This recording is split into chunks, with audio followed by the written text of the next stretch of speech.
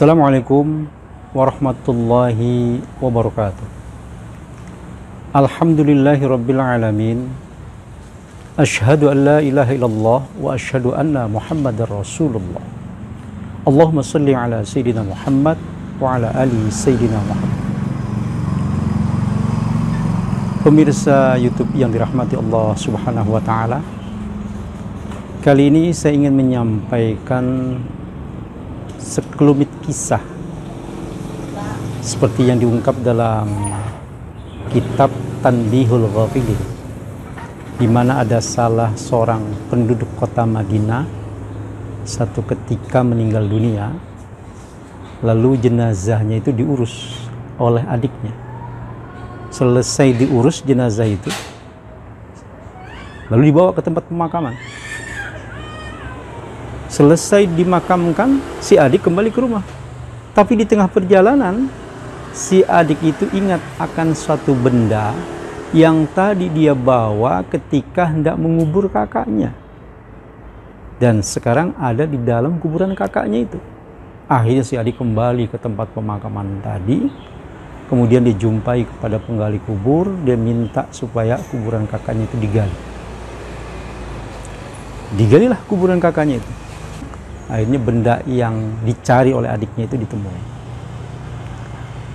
Tapi anehnya si adik terus berkata kepada si penggali kubur, "Sekarang engkau coba minggir dulu sebentar.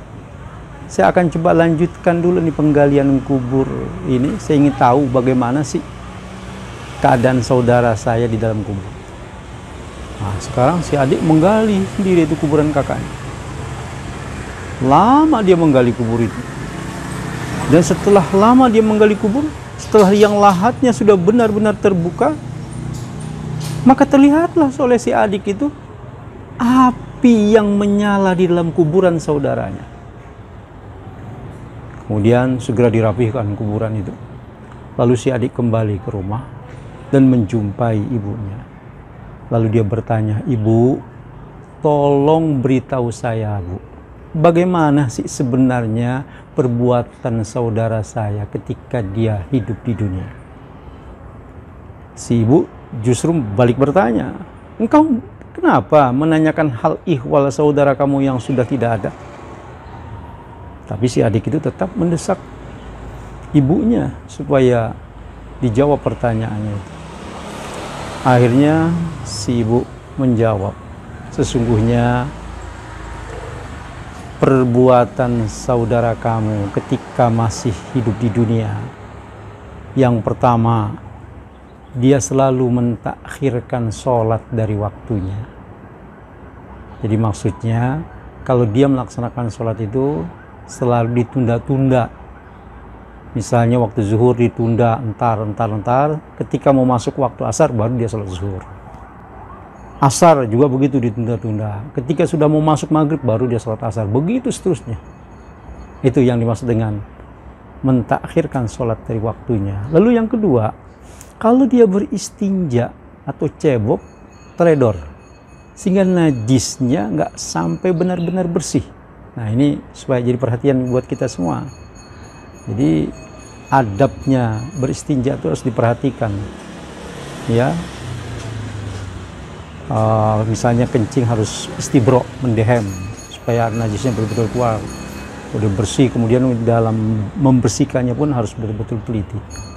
Lalu yang ketiga, lidahnya jahat, nggak bagus, sering menghina, mengadu domba, memfitnah, sehingga sering terjadi keributan di tengah-tengah masyarakat akibat kejahatan lidahnya. Pemirsa YouTube yang dirahmati Allah Subhanahu wa ta'ala, itulah antara lain 3 macam perbuatan yang bisa menyebabkan seorang tertimpa azab di dalam kuburnya. Padahal kita perlu tahu bahwa alam kubur itu, alam barzakh, adalah tempat pertama untuk menuju alam akhirat. Dan sangat menentukan bagaimana nasib kehidupan seseorang pada kehidupan yang berikutnya, kehidupan akhirat. Makanya Sayyidina Utsman bin Affan, salah seorang sahabat Rasulullah, itu kalau berhenti di atas kuburan, dia menangis. Sampai dia mencucurkan air matanya, sehingga air matanya yang bercucuran itu membasahi seluruh jenggotnya.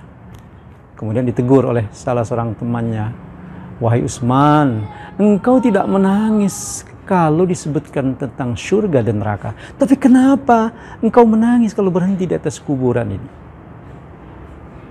Setiap kau berhenti di atas kubur, kau menangis. Kenapa, wahai Utsman bin Affan?" Maka Utsman menjawab, "Karena saya selalu teringat akan sabda Rasulullah, al-qabru awwalu manazilil akhirah."